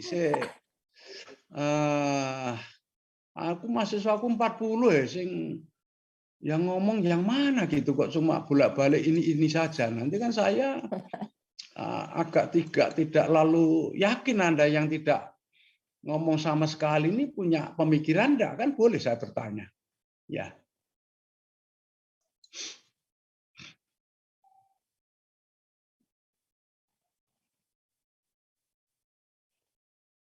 Ya, ada pertanyaan enggak yang lain-lain ini? Mas Hendra? Oke, Prof. Punten suara saya sedang hilang, Prof. Nah, sedang flu, Prof.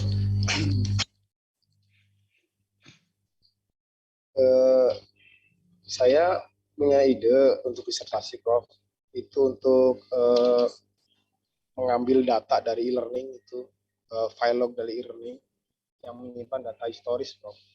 Yang nantinya dari hipotesis saya nanti data itu akan memunculkan rekomendasi untuk aspek afektif, Prof, selama pembelajaran jarak jauh menggunakan e-learning seperti itu. Nah, nanti kontribusinya kepada penemuan teori ranah afektif yang cocok untuk pembelajaran jarak jauh seperti apa? Seperti itu. Anda akan menggunakan data sekunder? Ya, sekunder, Prof. Apa cukup nanti untuk mengumpulkan itu? Rencana saya nanti ada beberapa sekolah di Cirebon, Prof, yang akan saya gunakan datanya. Loh, yang penting saya bertanya itu datanya ada kan begitu dulu Ada, ya? Prof. Karena kalau nanti kamu judulnya bisa saja baik, tapi ketika mau mengumpulkan data nggak bisa kan gagal nanti. Ya. Ada, Prof. Ada, Prof. Artinya semua penelitian harus dalam bahasa ini they call it researchable. Judul ini bisa diteliti gitu loh Mas ya. Ngono ya. Siap. Ya. Ya silakan nanti coba diwujudkan dalam bentuk judul. Saya tidak memaksa Anda 2 judul, 3 judul sebenarnya. Tapi kalau 1 sudah bagus ya enggak apa-apa. Tapi kalau 1 enggak bagus ya mesti gagal kan gitu ya. Tapi kalau ada 2 kan ya 1 gagal, yang 1 gimana? Oh gagal juga gitu ya, berarti milih lagi lah gitu. Karena bagi saya judul ini adalah the center of our discussion. Jadi judul ini adalah merupakan fokus sentra kita loh Mas. Itu kalau judulnya udah beres gampang, nulis yang lain-lain itu gampang sekali. Itu kan hanya teknis operasional, tapi memilih judul ini kan betul-betul menggunakan apa ya, wawasan yang luas, yang dalam, yang jauh, tahu masalah yang sebenarnya di lapangan, pikiranmu juga harus mulai kritis kan gitu-gitu.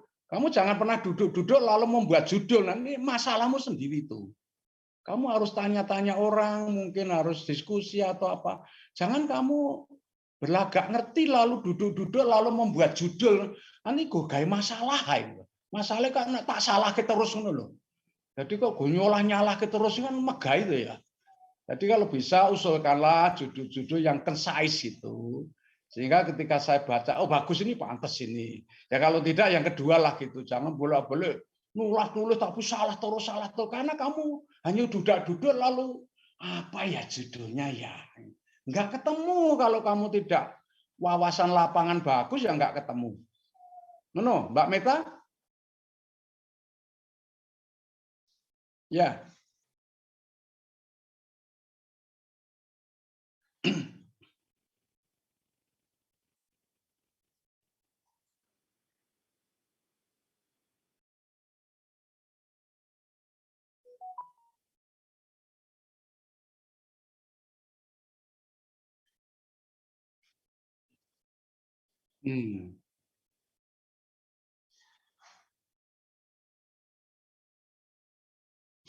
Ya, betul.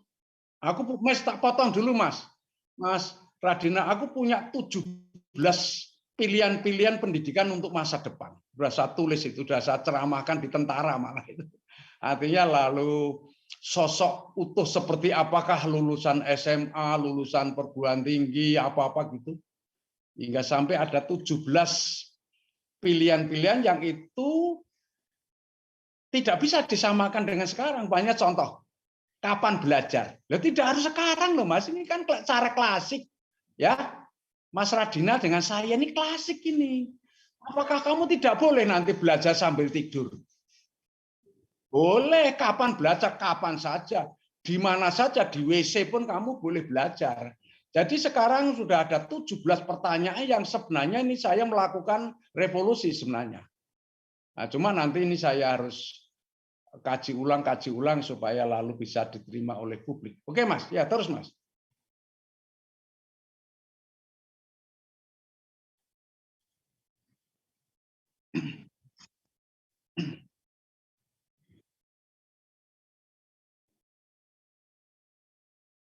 Oh paling lambat Mas.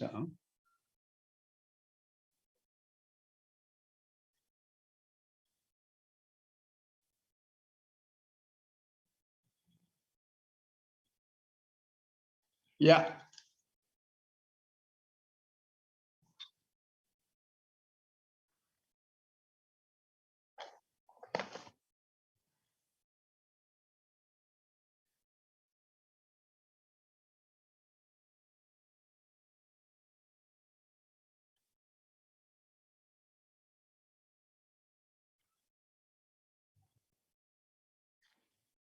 MOOC.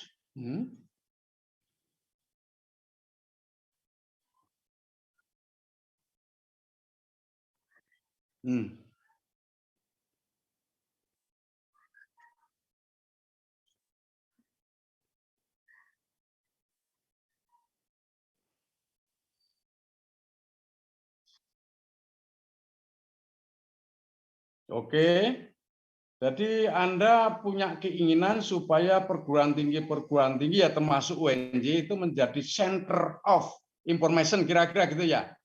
Sehingga lalu mampu mengembangkan hal-hal yang terkini, mutakhir, lalu itu diharapkan bisa di-sharing kepada guru-guru lain yang sejenis kan begitu ya. Sehingga lalu ya.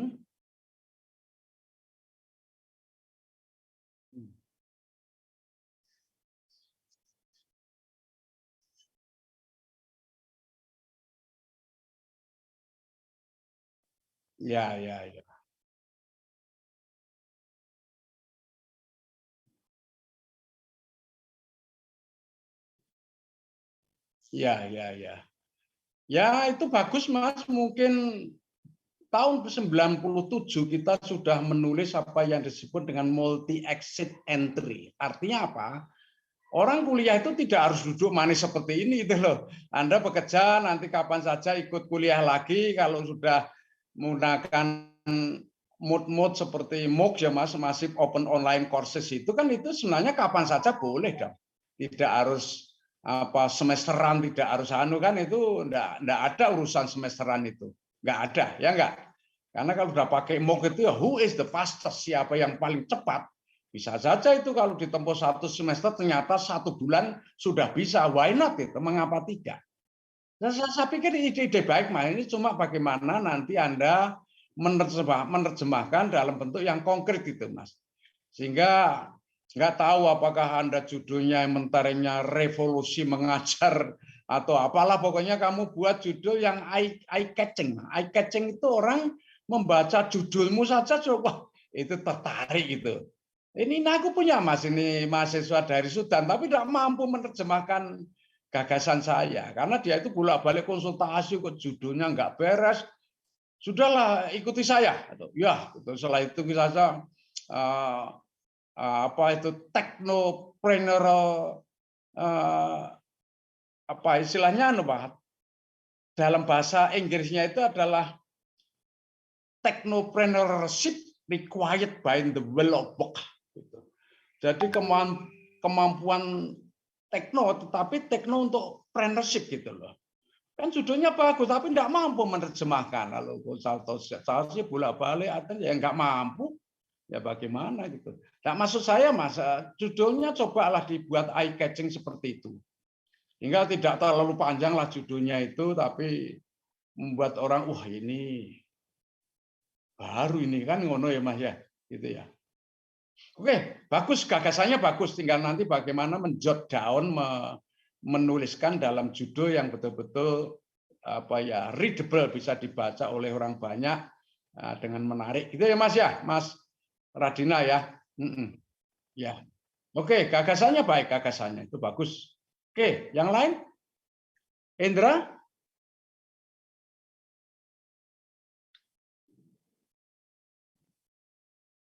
Ada enggak ide-ide nih Indra ini? Enggak dengerin nampaknya.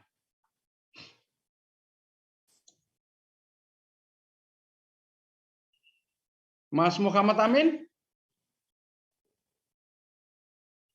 Loh, ragumu apa ya? Enggak dengar apa ya aku ya? Dengar enggak Mas?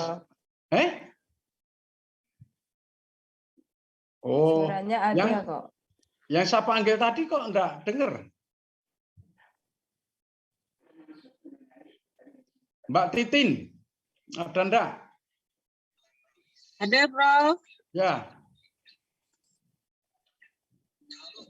Iya, Prof. Untuk pertanyaan mengenai tadi yang sudah disampaikan oleh Prof. Slamet mengenai isi dari disertasi, tadi dijelaskan ada manfaat, ya Prof ya, manfaat untuk secara teoritis maupun secara praktis.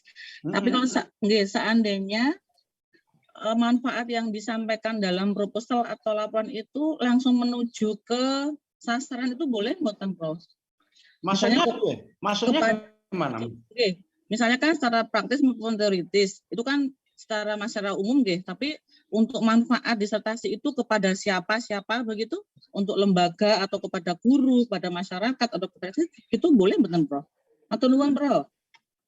Nah, ya kalau bisa sih lebih luas dulu ya Mbak, karena nanti praktis akan merujuk ke sana. Umpamanya manfaat penelitian itu kan menurut saya ada 3 jenis ya. Pertama adalah berkontribusi terhadap pengembangan ilmu atau teknologi atau seni. Berarti ini teoritik ini Mbak ya, kan gitu ya.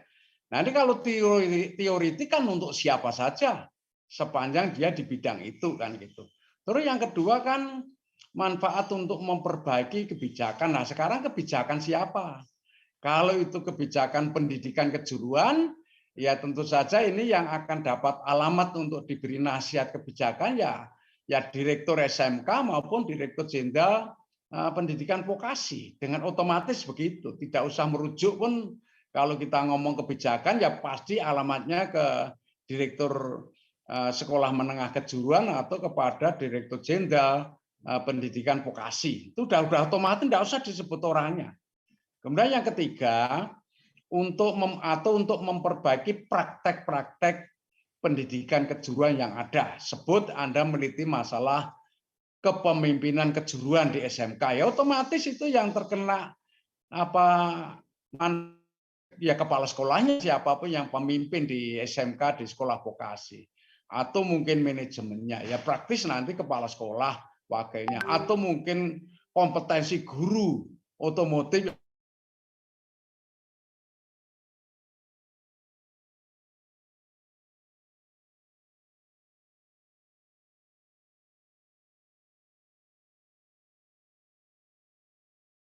Amir si Bedu enggak boleh, harus impersonal kan gitu. Maka gunakanlah kata-kata pasif, namanya kebijakan ini bisa diperbaiki, atau jangan kebijakan ini bisa saya perbaiki, ya nggak boleh. Gitu ya. Ya, Bro. Kita masih punya waktu sekitar 10-an menit. Ada yang lain?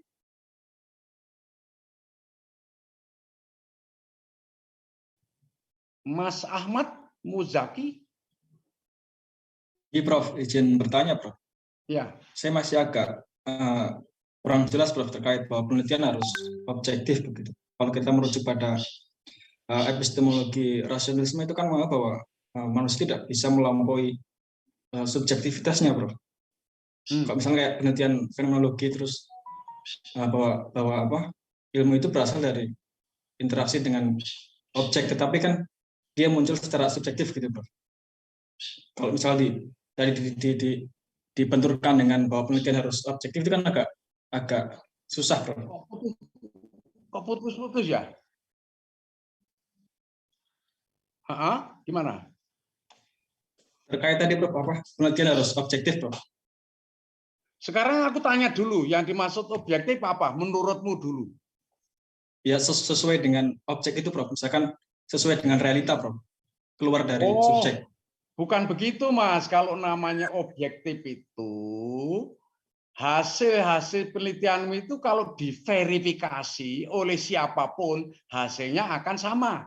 Itu namanya objektif ya.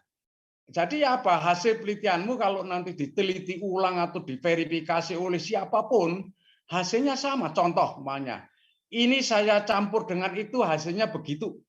Itu mau dilakukan di Makassar 5 tahun yang akan datang, ya tetap itu hasilnya. Itu namanya objektif. Ya. Nah, apakah penelitian harus objektif? Kan begitu pertanyaannya umpamanya. Ya sebenarnya tidak harus. Ketika kita melakukan penelitian kualitatif itu kadang-kadang subjektivitas itu justru tidak boleh dikurangi, karena itu adalah preferensi seseorang. Karena gini, aku pernah ngomong kepadamu mungkin ratusan kali lah, gudeg itu enak atau tidak? Aku tanya itu, Mas. Ya tentu yang ditanya siapa dulu gitu loh. Kalau yang ditanya orang Jogja, pertanyaannya belum selesai saja sudah mantuk-mantuk gitu kan gitu. Kalau orang Jogja. Tapi kalau orang Padang baru ngomong gudeg, oh manis itu nggak enak, kan gitu. Nah ini kan subjektif, apakah itu salah tidak? Karena kebenaran subjektif itu menurut siapa dulu, kan begitu. Kan ngono wong orang Jogja ini kalau makan ikan Mas itu, kalau makan ya, itu nasinya banyak, ikannya sedikit, tapi kamu tanya di Halmahera Selatan sana. Lauknya itu nasinya malah kebalik gitu karena ikannya yang sak piring gitu lalu nasinya cuma sedikit nih loh Mas. Nah, jadi gimana? Ini subjektif ini, salah enggak? Yang salah itu ketika Anda bias. Salah dijadikan benar, benar dijadikan salah. Itu namanya bias. Enggak boleh itu. Ya agama itu gimana? Kalau agama itu ya subjektif sebenarnya, tapi karena itu subjektif jangan sampai banding-bandingkan itu. Itu agama A itu enak bagi dia, tapi bagi kamu kan nggak enak. Ya jangan dibandingkan, itu subjektif kok. Dan sama-sama nggak tahu juga kan? Ya enggak. Siapa yang ngaku-ngaku tahu Tuhan? Orang ngerti toh? Pamannya kadang-kadang mau, kok ini barusan ada WA kemarin dari kawan-kawan saya profesor lagi. Semoga ini tak ora tak waca mah, tapi aku keling. Semoga RPP PTNBH dimudahkan oleh Allah, ditandatangani oleh presiden. Loh, Allah kok suruh campur tangan tanda tangan segala lagi opo gitu kan. Kan bagi saya kan satu hal yang sangat ironis gitu loh. Semoga Tuhan menyehatkan tubuh kita. Ora iso. Oh, Allah itu sudah memberikan keutuhan pada kita gitu loh. Kita ini bersyukur seperti ini. Kita bertanggung jawab saja gitu loh. Jangan dikit-dikit minta Allah gitu. Piye loh orang. Aku orang Islam nggak gitu saya. Saya lebih cenderung bertanggung jawab daripada minta-minta tolong. Ya Allah, berilah, baru itu tidur gitu. Lebih ya nggak adil dong gitu. Jadi maaf sekali sebagai orang Islam saya sangat kritis sekali. Saya lebih cenderung bertanggung jawab daripada mohon-mohon terus. Karena Allah juga belum tentu kalau kamu mohon-mohon setelah itu tidur itu piye. Gitu. Sopan enggak kamu kepada Allah? Enggak sopan gitu loh. Jadi saya itu kalau beribadah sing sopan lah kepada Allah itu. Sopannya gimana? Enggak ngerti juga saya. Kita juga enggak pernah tahu Allah ini sopan atau tidak, tapi setidaknya ukuran pribadi saya tidak lagi akan merupakan bentuk-bentuk kesombongan gitu loh. Ngono Mas ya. Oke. Ada lagi enggak Mas Rifrandra? Prof, mohon izin bertanya terkait kaitannya dengan link and match, Prof. Ini Prof yang memang betul-betul membidani. Strategi bagi saya khususnya yang masih awam, Prof. Apakah link and match yang eksternal itu ya kaitannya dengan dunia kerja? Apakah hanya kita sebatas meniru jobnya pekerjaannya atau mungkin ada strategi khusus, Prof, dalam rangka pengembangan model praktik di jurusan, Prof? Matur nuwun. Oh, ya. Yang ideal itu memang harus ada hubungan simbiosis, hubungan interaktif.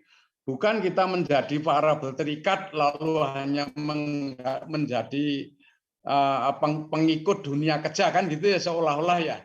Kalau kita ngomong relevansi itu kan, oh ini agak terganggu ini. Maaf sekali terganggu ya tadi ya. Prinsipnya kita hubungannya dengan dunia kerja itu hubungan interaktif, hubungan simbiosis, hubungan saling melengkapi. Mestinya begitu idealnya. Nah, kadang dalam realitasnya sekolah selalu tertinggal gitu. Khususnya apa? Khususnya di bidang teknologi. Kenapa begitu? Loh, dunia kerja itu kan komersial. Memperbarui teknologi itu sudah keharusan karena mereka bersaing gitu. Sementara kalau di sekolah ini kan negeri kan ngadung dari pemerintah tiap tahun. Kapan kamu memperbaiki? Kan begitu. Nah, oleh karena itu dalam realitasnya memang sekolah sekarang selalu tertinggal. Kalau selalu tertinggal, mau tidak mau kita mesti harus menyanding kepada dunia kerja yang memang lebih maju dari kita. Memang logikanya sekolah memberikan kebaruan-kebaruan kepada dunia kerja agar supaya mereka merasa, ternyata kerjasama dengan perguruan tinggi, dengan sekolah itu kita juga dapat untung, begitu loh. Tapi kan itu mesti menuntut kemampuan itu. Kalau di dunia kerja sudah Sebut saja saya di bangunan konstruksi kan, memasang batu bata saja sekarang sudah bergabungnya 4 teknologi, fusinya 4 teknologi, konstruksi, transportasi, komunikasi, dan juga energi sudah begitu ya. Sementara kita masih pakai tangan tangtung ngono kuwi. Piye? Nah, jadi kan lalu menjahit juga begitu, saya lihat udah lama sih menggunakan ban berputar membuat baju itu, sehingga satu orang itu produktivitasnya satu hari bisa sampai 15. Kalau nganggo mesin jahit dewe kan taktuk sedina apa boleh papat. Itu paling, itu kan gitu ya. Nah, ini masalah-masalah yang saya lihat dunia pendidikan selalu saja ketinggalan itu. Jangankan kok SMK, perguruan tinggi UGM itu saja, itu mesin CNC yang itu di Austria sudah tidak diproduksi 20 tahun yang lalu. Ini saya dikurungi kok masih dikurungi di uri-uri ya, itu UGM gitu loh. Nah, Anda bisa membayangkan perguruan tinggi yang lain. Betul. Nah, artinya memang dunia pendidikan tidak memiliki kemandirian untuk melakukan inovasi-inovasi pembaruan, mungkin karena keterbatasan pendanaan. Sebenarnya yang berpeluang itu kalau sudah negara kapitalis seperti sekarang ini, sebenarnya swasta. Jadi swasta itu bisa hebat itu, Mas. Karena apa? Dia menarik mahasiswa berapa saja sah kok dengan nama istilah swasta, ya enggak itu. Coba di negeri, Mas. Kamu narik melebihi dari platform sudah ditindak kamu. Contoh aja masuk kedokteran itu, kalau kamu di UGM ya mungkin reguler nggak boleh menarik lebih 100 juta, tapi di Universitas Islam Indonesia atau Universitas Muhammadiyah 500 juta, setengah miliar narik, nggak ada orang protes, Mas. Hanya dengan legalitas yang namanya swasta. Betul loh, Mas. Kan sudah terjadi diskriminasi terhadap negeri, bukan kepada swasta sekarang ini. Nah, aku malah ke negeri gitu. Nah, ini sekolah-sekolah negeri itu dalam jangka jauh, perkiraan saya hanya mediocre saja, nggak akan bisa excellent. Justru yang excellent perguruan tinggi swasta-swasta kalau kita itu betul-betul nanti menjadi negara kapitalis murni gitu ya. Karena di negara kapitalis yang maju ya semuanya swasta. Lihat saja Harvard University swasta gitu ya. Ya begitulah. Oke, kita tinggal 1 menit lagi kalau ada pertanyaan. Nggak ada? Ya, izin, Prof. Ini mahasiswa aku ini 40-an loh, kok sing ngomong tak titeni loh sesuk itu. Sing kamu kalau enggak pintar ngomong, saya jamin kamu enggak akan laku, percaya saya. Karena kalau kamu ingin laku, itu pintar ngomong, bukan banyak ngomong loh. Nek banyak ngomong, pintar ngomong, luwih HP gitu loh. Ngono kuwi. Tapi kalau hanya banyak ngomong enggak pintar, bermasalah.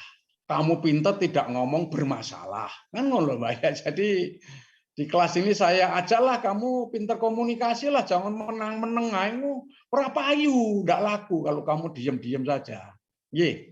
Saya ajak loh, saya di kelas saya ini memang meskipun bisa saja kamu dengan saya paling enggak tahu 2 semester atau 3 semester enggak tahu, tapi intinya saya ingin kelas saya ini menjadi lulusan-lulusan yang militan gitulah, yang marketable gitu, yang bisa menguangkan keahliannya. Jangan sampai Anda pintar tapi nggak iso menguangkan keahliannya.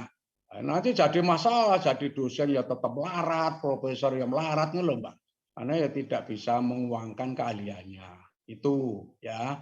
Saya ajak supaya Anda itu besok pintar menguangkan. Oh ini mata duitan Pak. Enggak. Sekolah kan katanya investasi. Kalau kamu menghabiskan 80 juta kan kembalinya kapan? Itu kan pertanyaan. Oh, jangan mata duit, Pak. Kita enggak minta kembali, Pak. Ini adalah urusan untuk walah ngomong kosong kuwi. Ojo ngomong kosong lah, ngomong yang realistis saja lah. Kan gitu ya. Oke, sampai ketemu minggu depan. Dan minggu depan tidak mempermasalahkan 1 judul, 2 judul, 3 judul. Ya risikonya kalau 1 judul tidak bagus tak corek ngono. Ya, nanti 2 judul bagus 1, oke, yang 1 dibuang kan gitu. Kalau 2-2-nya jelek ya buat lagi kan, cuma gitu. Kita ini adalah proses perbaikan yang dilakukan secara terus-menerus. Itu salah satu ciri dari TQM, Mbak. Mbak Mulatsetri, Mbak Tri, masih ada enggak? Masih, Prof. Masih. Masih. TQM itu kuncinya 3 hal saja, Mbak. 1, customer focus, fokus pada pelanggan. Yang kedua, total participation, partisipasi secara menyeluruh, total. Yang ketiga, continuous improvement, perbaikan secara terus-menerus. Cuma 3 itu aja kok. Ya. Orang senang yang ringkas-ringkas. Kalau nanti Anda ngikuti TQM kan terlalu ngikuti ISO kan terlalu administratif, ngikuti Six Sigma terlalu teknis. Nah, orang kan karpe yang enak-enak tapi hasilnya baik kan ngono karpe. Ya TQM itu, Mbak. Sampai ketemu minggu depan. Ya. Izin saya keluar nggih. Matur nuwun, Prof. Terima kasih banyak, Prof. Terima kasih banyak, Prof. Sama-sama semuanya. Terima kasih, Prof. Sama-sama. Recording stopped.